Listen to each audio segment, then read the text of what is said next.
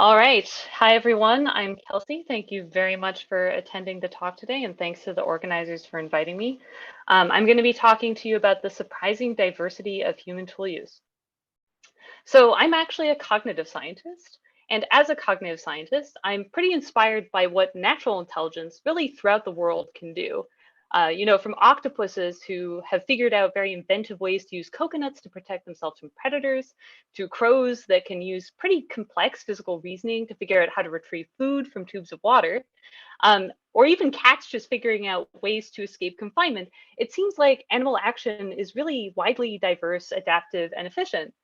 But as a cognitive scientist, I mostly study humans. And in part, that's because humans actually, really one up animals by taking action even further, right?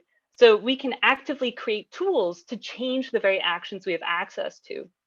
And as far as we know, every known human culture has created simple tools, things like stone knives to enable cutting. And going even further, at least in modern times, the experts among us can even make tools as complex as things like artificial lungs that let us breathe. And this even starts at a pretty young age. So I particularly love this video of a kid repurposing this nearby shovel for a very, very important but unusual goal of trying to reach this out of reach Easter egg, right? And he tries, his motor skills aren't perfect. He even tries switching to use the opposing end of the shovel in a pretty creative way. And he doesn't give up, he's very persistent. He tries everything he can possibly think of. Now, sadly, in this case, he is just scooped by another child with a pretty unfair height advantage, but he'll have his day one day, I'm sure. So the question of my research is really how this rapid and adaptive action learning and planning is possible, especially in these very complex open-ended action spaces like you get with tool use and tool creation. And my research more generally explores the role that objects, relations, and physics play in explaining the kinds of behaviors we see in humans and trying to replicate this in machines. And I explore these three aspects specifically because we know that they're critical for how people perceive the world in cognitive science. So for example, we perceive the world mostly as composed of objects. And we know that even the youngest infants understand what these are. And we know that these objects exist in relation to one another in the world. And these relations govern the ways that people map disparate scenes into shared representations for reasoning flexibly. And finally, we know that these objects obey the laws of physics, which governs how they move through both space and time, and which guides both children's and adults' inferences about various everyday phenomena. Now, although my research is on both humans and machines, today I'm just going to talk to you about humans because I think that data can be pretty inspiring and interesting for how we think about machines more generally. So I first just want to introduce this 2D tool use environment to you that I built in my PhD. Now we call this environment the virtual tools game. And the idea was to try to have some of the aspects of tool use while being able to run experiments online and at scale. So in these different tasks, there's a goal description, but the goal is always just to get the red ball into the green area. And what you can do is you can pick one of the three tools on the right-hand side and place it somewhere in the scene. Now, as soon as you click, all of physics is going to be turned on, and you get to see the outcome of your action. But critically, you only get to take one action for each time that you try. And if that wasn't successful, you just have to reset the scene and try again. So more generally, we have a bunch of these different tasks across a really wide variety of different physical concepts. And some of these require creative thinking about how to move something you can't hit directly, such as that catapulting level, or others like this tower's B level in the lower right-hand corner, where this red block cannot be directly reached, but you have to get it onto the ground. Now, other levels require pretty different concepts, things like creating a support, like this table level, where this plank is going to fall to the ground unless you put an object beneath it in order to stabilize it so the ball can roll across the top. We also designed six what we call adversarial task pairs, such as shafts A and shafts B here, which look almost identical, but have a small difference that actually Kelsey? totally transforms. Yep. Oh, your audio goes in and out occasionally. Like sometimes it's loud, sometimes it's a little bit softer. I don't know if that's something to do with. Yeah, let me try disconnecting my headphones and seeing if that helps.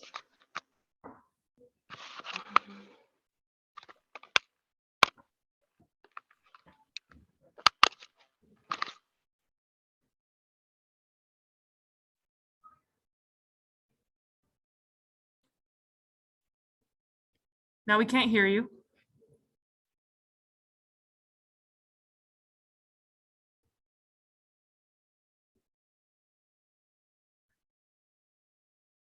Still can't hear you. I'm very sorry.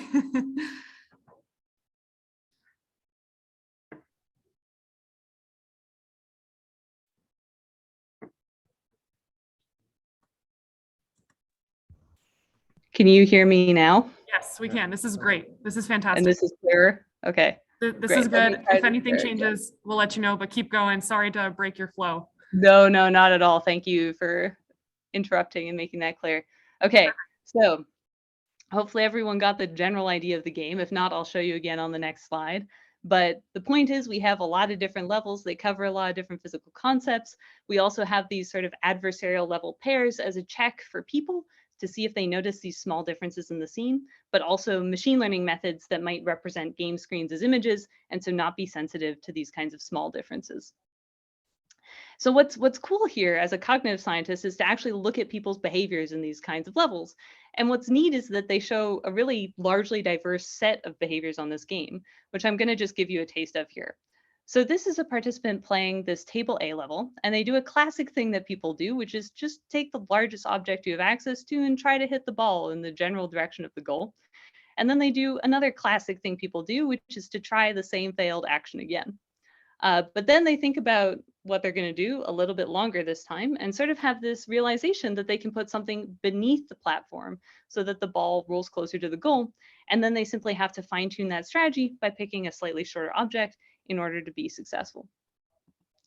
On the right here, I'm showing you one participant's attempt to play what we call the PhD level, because it is frustrating and takes many different attempts in order to succeed, but once successful, it's a very satisfying feeling. For example, they're able to move the ball, and while it looks like this might be a successful kind of area, unfortunately it falls a little bit short. And so they go back to, just trying to take a large object and hit the red ball. They eventually try this sort of weird shaped thing that who knows what that's going to do, but it does something. And then they again have this insight that actually it behaves in this interesting way around this platform. So they can take advantage of that in order to apply enough momentum to get the ball into that goal. And I'm showing you this to sort of motivate that people really aren't perfect in how they solve these kinds of relatively simple games. They seem to have this sort of semi-random but still object-oriented search, but also require this trial and error learning with these sort of aha moments of insight in order to sort of do the right thing. So if we now look at behavior across all of our participants instead of just a couple of examples, that's what I'm showing here. So what you're seeing are people's tool placements across 4 levels, the very first thing they tried in that level, where each of the colored dots is a different person, with the location of the dot showing where that person put their tool and the color which tool they chose. So you can see the colors donated over here to the right of each of these different levels. These blobby backgrounds that you're seeing are a relatively simple relational model-based RL method that we implemented just to try to understand what people are doing. And so you'll see that in a couple of different places, but I'm not going to get into the details of that today. What I want you to notice is the wide variety of different kinds of things people do. They're often trying to interact with the red ball directly, but they're also often interacting with other objects in the scene. So for example, in this catapult level, they're either trying to hit this ball or they're trying to catapult it into the green area. And eventually, by the very last placement, which I'm showing you here now, people do essentially converge on using the largest possible tool and catapulting the ball into the goal. But if you look across the other levels, that certainly isn't the case that people are converging to the same kinds of solutions. They're actually converging to essentially the distribution of all possible solutions in the space, although some of those solutions are much, much harder than others. So for example, falling A was a level that really surprised us because this is actually a really easy level to solve if you just place any one of these tools underneath the container so that when this container falls, it will be destabilized and tip the ball out onto the ground. But people were super biased to try to tip the container over from above. And so it took them a surprisingly long time in order to solve this level, even relative to a very simple model-based RL kind of approach. So one question is, what's going on there? And one hypothesis is that people are being essentially as lazy as possible And instead of thinking of this tipping problem totally anew, they're somehow transferring their experience with something like real world cups or containers, which you almost never tip over by placing something beneath them. That's almost like throwing a banana peel under someone's foot, right? It's something we don't have much experience. And while that transfer wasn't ideal for this cup case, it's something people do all the time. Like we have this classic phrase of, if you have a hammer, everything might look like a nail. And people do this for even more complex kinds of concepts like catapults, right? So for example, catapults have a very long history. In medieval times, they were going to be used as tools of war, where they could be used to hurl just a super large rock at an enemy castle. But that same idea has also been used as a sort of fun summer activity of just launching people into a lake. Or stripping it back considerably, you can also create a catapult from just a toilet paper roll, a spatula, and a piece of paper in order to potentially annoy your roommates. And that kind of concept shows up in our game too, right? I showed you that level right off the bat. Now, each of these is a catapult because of the relationships that exist between these objects. In all cases, there's an object to be launched, a ball, a human, or a piece of paper. There's also a lever arm of some kind and some way of applying force to the end of that lever arm. And if you could learn this representation of a catapult, it might help you very quickly figure out how to use such a concept in a new situation without having to figure it out from scratch again, allowing you to essentially be lazy, which we all enjoy. So within our environment, we can look at how people do this experimentally by examining how people learn across problems that share this kind of relational structure, but differ in the objects, tools, and precise spatial layouts of the problems. So the question is, could you learn on a level like this on the left, and then generalize not just to a level that looks perceptually similar, but like has a different length of lever arm and different available tools, but also ones where catapulting actually has a different purpose. Like in this case, you need to catapult the ball into this other ball so that that other ball will roll into the goal. And our experimental paradigm here for learning and generalizing these kinds of relational structures is going to split people's experience of these games into a training phase and a testing phase. Now, in the training phase, each person is going to get assigned to either the catapult, tipping, or table conditions, and then play 10 tasks that fit that type, but they'll only get 3 attempts per task to try to solve it. Now, each task within each type shares this relational structure, but the sizes and exact positions of objects can change, as well as all of the available tools. Now, in the testing phase, participants are going to play 6 tasks, including 2 of which match their training condition. And for each condition, we're going to include both what we call a near transfer setting, where the scene is pretty visually similar to the training tasks, but also a far transfer setting, where the strategy learned during training is going to still be applicable, but the scene is visually distinct. So for catapult, for example, like I mentioned, you have to catapult the ball into another ball, but also for this table far transfer condition, you now have to support 2 planks simultaneously rather than just 1. So as we hoped, people do in fact learn strategies here pretty rapidly over the course of training for all 3 types of tasks. So in this case, they're already showing significant improvement after just having 3 attempts with a given task type, and their performance is significantly better at the end of training relative to at the beginning. Similarly, if we look at the near transfer test cases, people do pretty reasonable things. They catapult for the catapulting task, support for the table task, and tip over the container from the top, where they're very precise, or the bottom, where they're a lot less precise. But more interestingly, we can also look at how people generalize to these far transfer cases. And overall, it looks pretty good, right? For catapult, most of the humans are picking the largest possible tool, which is that yellow block, and placing it to the right of the lever arm, while for these far table transfer cases, they're placing an object underneath the planks. But one complaint you might have is that I'm only showing you what trained people do. It could be the case that training isn't actually having any helpful effect. And so to look at that, we can aggregate over everyone and look at whether trained people outperform untrained people on these test tasks. So here I'm plotting accuracy, which just means the proportion of people who solve the task. And that's going to be split by people trained on that task type, which is blue, and people trained on all the other tasks, which is orange. And if we look at this, it's honestly a bit of a mixed bag. Sometimes it seems that the blue bars are much higher than the orange bars, but sometimes they seem like they're pretty close. So what's going on there? Untrained people are maybe surprisingly good, or something weird is happening. So the reason for this, and it might not be immediately obvious, is that people are learning and applying the strategy correctly, but that strategy isn't always helpful. So for example, in this catapult test case, the ball and the platform are actually very high above the container. And so it's very easy to just hit the ball directly into the container without needing to use a catapult at all. But what we see is that people who are trained in these catapult levels are very rigid in their thinking. They only ever try to catapult the ball, they never try a direct hit. Whereas people who are untrained try a mixture of strategies, but often switch to hitting the ball directly, which is easier to be successful. And for tipping, it's a pretty similar story. So unlike for these other two training conditions, these tipping tasks actually have two solutions for all of training. People can succeed by tipping from above, by placing something really heavy on the corners of this container, or by tipping from below and choosing any object and putting it underneath to destabilize. But what's cool is that there are striking individual differences in how people settle on either one of these strategies.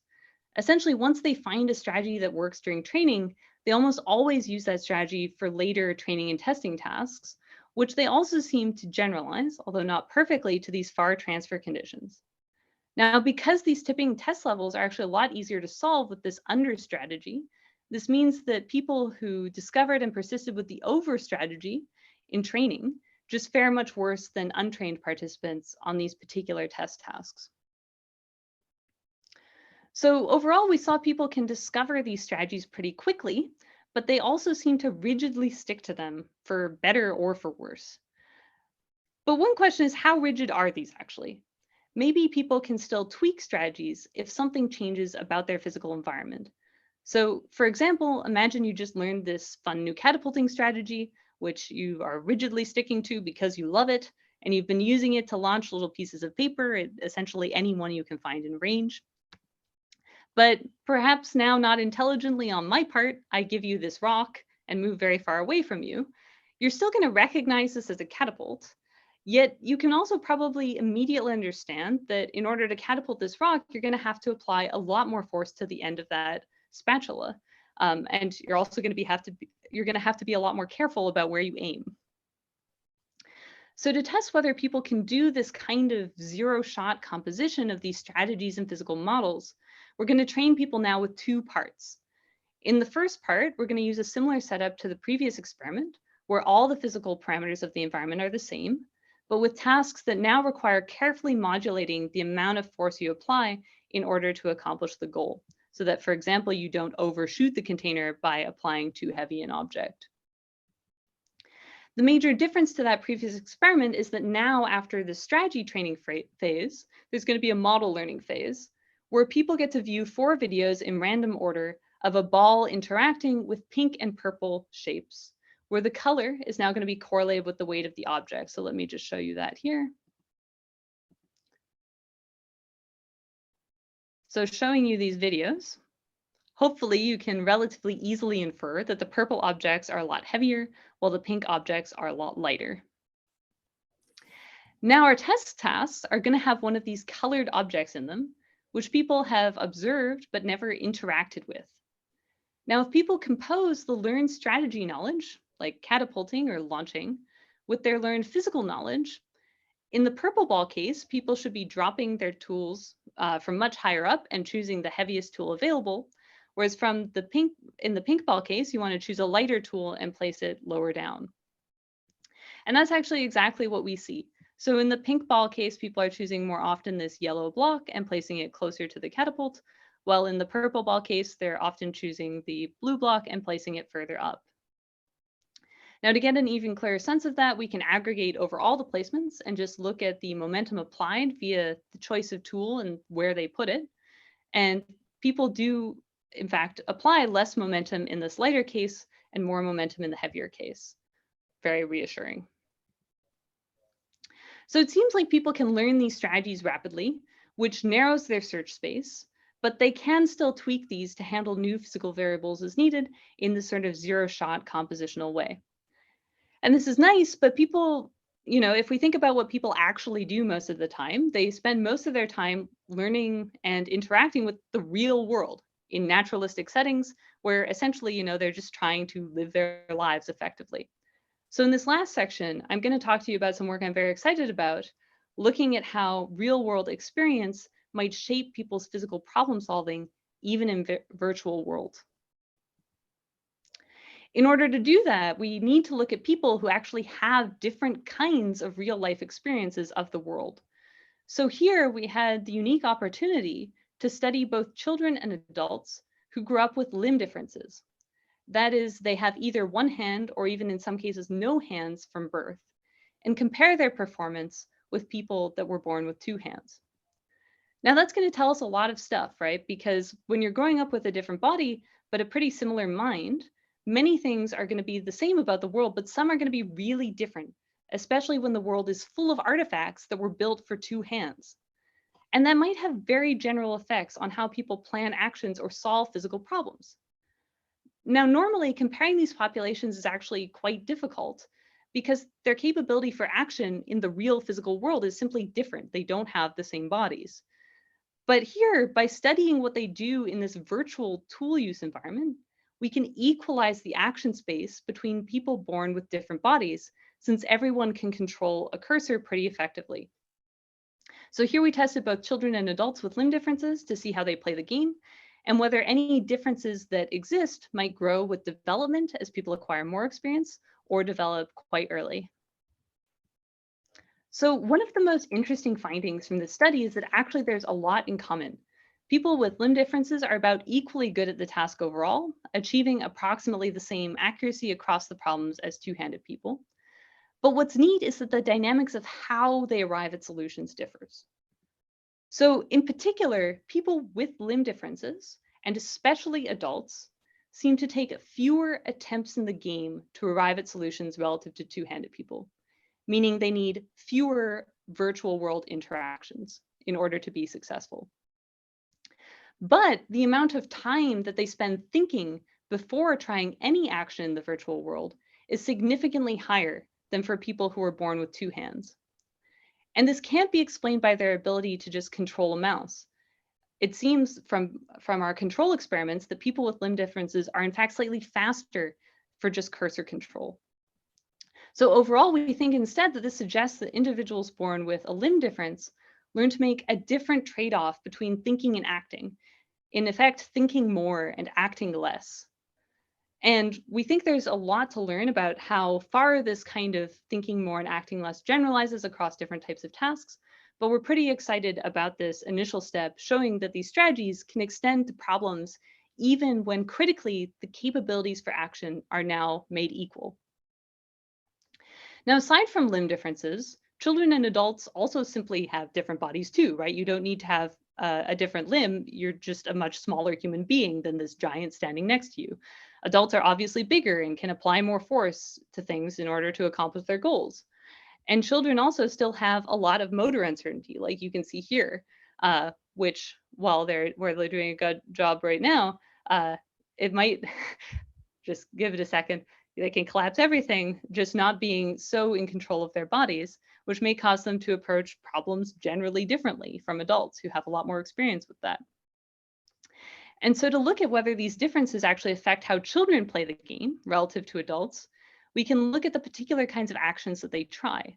So for example, here's adults versus children in two tasks, remove on the top and falling on the bottom. And you'll notice two things. One is that children are more likely to take actions that are not going to interact with an object in the scene at all, like all of these points in remove in the upper right-hand corner. And the second is that when they do interact with objects, like look at this container case, they tend to place tools much closer vertically, almost like they don't realize that they can have a bigger effect by dropping things from higher. And if we aggregate this across all of our participants, we can see a significant difference between children and adults on exactly this vertical distance point. And not only do children generally use less force by placing tools closer to other objects, they're also much more likely to switch strategies between attempts. So here, what I mean by strategy is determined through clustering all of our available data for a level, with the clusters shown here as these big colored ellipses. And then we can measure switching if for any subsequent attempts, this highest likelihood cluster changes. So here's an example of an adult participant where they start in this red cluster, then try a few things in this purple cluster, then eventually try something in this yellow cluster, which is successful. So this would be like 2 switches.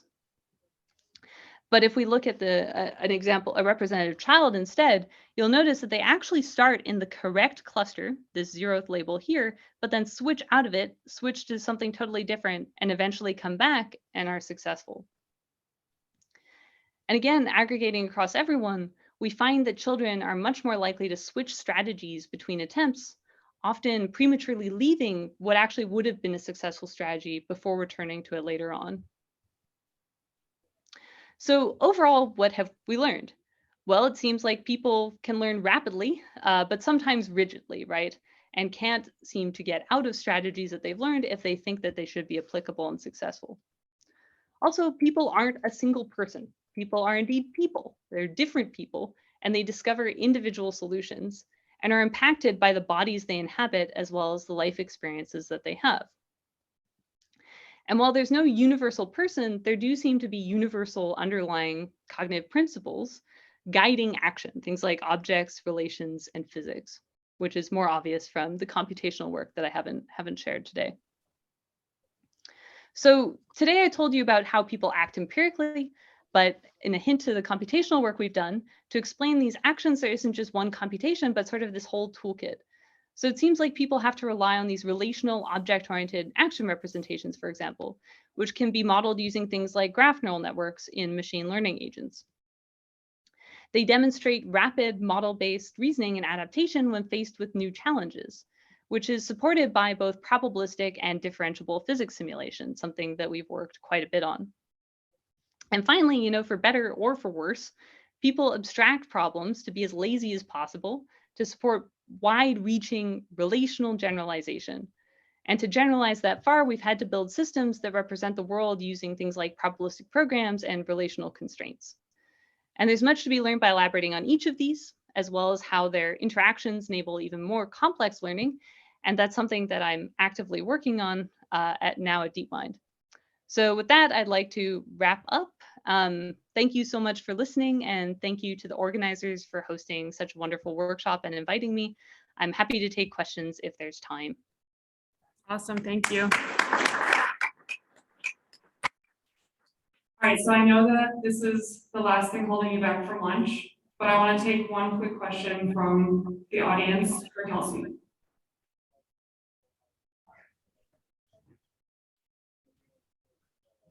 I actually have one. Okay.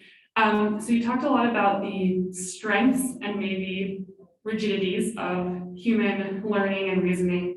Do you have any insights for when we're building AI systems, which aspects of human reasoning and intelligence do we want to keep versus which aspects do you think a machine just will be excellent at and we don't really have to be looking at people for? Yeah, I think the limits of human computation in that we have very few cognitive resources to deploy at any one time is something that we shouldn't obviously build into machines, because we have a lot more computational power to potentially do better than that. I think also that one thing that I want to underscore is just in considering how to interact with humans, that we definitely need systems that can adapt very rapidly and also interact with humans differently depending on sort of what their life experiences have been, for example. But yeah, I think that the points around relations, objects, physics are sort of general properties of the world that are useful to build in. The cognitive resource constraints are perhaps not. Makes sense. Thank you so much, everyone. We're going to break now for lunch, and we are back at